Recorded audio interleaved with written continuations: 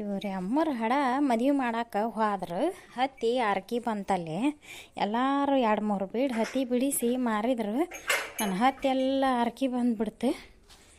ಈಗ ಲಗ್ನ ಮಾಡಿ ಬಂದು ಮನೆಗೆ ಹೊಕ್ಕಾರ, ಇನ್ನಾರು ಹೊಲಕ್ಕೆ ಹೊಕ್ಕಾರನೇ ಇಲ್ಲ ಕೇಳೋನು ಇವ್ರು ನೀವು. ಎಲ್ಲಿ ಹೋಗಿದ್ದಿ ನೀನು? ಯಾವ ಹೊತ್ತಾತು ನಾನು ನೀನು ಹುಡ್ಕಾಕತ್ತಿ ಹುಡುಗರು ನೋಡಿ ಬಂದು ಎಲ್ಲಿ ಹೋಗಿದ್ದಿ? ಅಯ್ಯ ಮಾರಯ್ಯ, ನಾ ಎಲ್ಲಿ ಹೋಗ್ಬೇಕ? ಮುಂಚೆ ಬಾಗಲ್ರಿ ಏನೋ ವಾರ ಮನೆಗೆ ಹೋಗಿದ್ನಿ. 15 ದಿನ ಆಗಿತ್ತಲ್ಲ ಲಗ್ನಕ್ಕೆ ಊರಿಗೆ ಹೋಗಿ.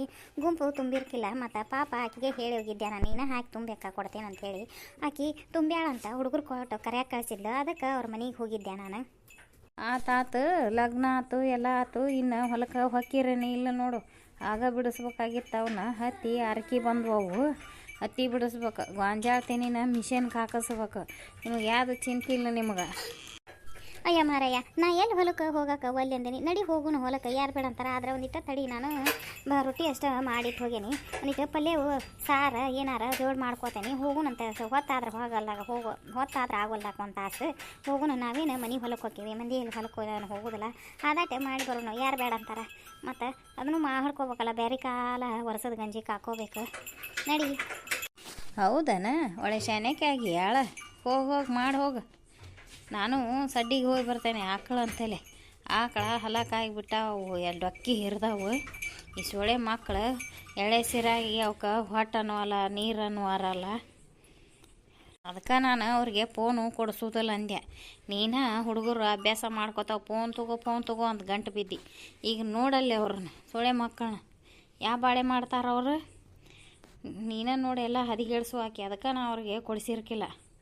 ಮಾನಿ ನೋಡಿದ್ರೆ ಸೈಕಲ್ ತೊಂಬ ಅಂತ ಗಂಟು ಬಿದ್ರು. ಹಂಗಾರೆ ಹೊಲಕ್ಕೆ ಮನೆಗೆ ಹೊಕ್ಕವು, ರೊಟ್ಟಿಗನ್ನು ಕೊಡಾಕದು ಬರ್ತಾವು.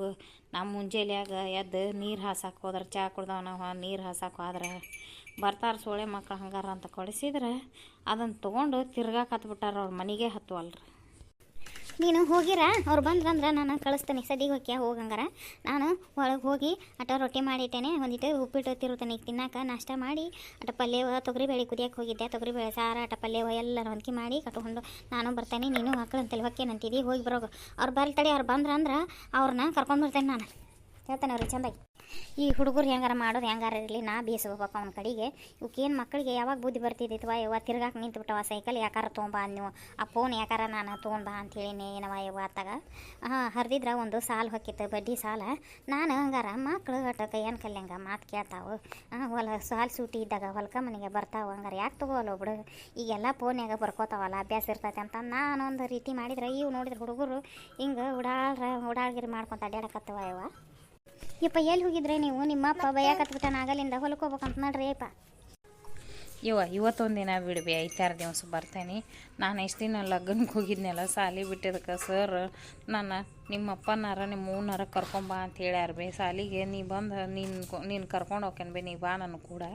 ಅಯ್ಯಪ್ಪ ಹೊಲಕ್ಕೆ ಹೋಗ್ಬೇಕಂತ ನಿಮ್ಮಪ್ಪ ಸಿಟ್ಟಿಗೆ ಎದ್ದಾನ, ಅವನ್ನ ಕರ್ಕೊಂಡು ಹೋಗ್ರಿಪ್ಪ ಯಪ್ಪ ನೀವು. ಹೌದು, ನಮ್ಮ ಸಾಲಿಗೆ ಬಾರುವ ಹೇಳಾಕ ಮತ್ತ ನಮ್ಮ ಸರುನು ಬಡಿತಾರ, ಹೊರಗೆ ಕುಂದರ್ಸ್ತಾರ ಕ್ಲಾಸ್ ಹೊರಗೆ. ಪೇರೆಂಟ್ಸ್ ಕರ್ಕೊಂಬರೋ ಮಾಟ ಮರೋ ನಮ್ಮನ್ನ ಕ್ಲಾಸಿಗೆ ತಗೋದಲ್ಲ, ಬಡಿತಾರ. ಬಾರುವ ನೀನು ಹೇಳಾಕ.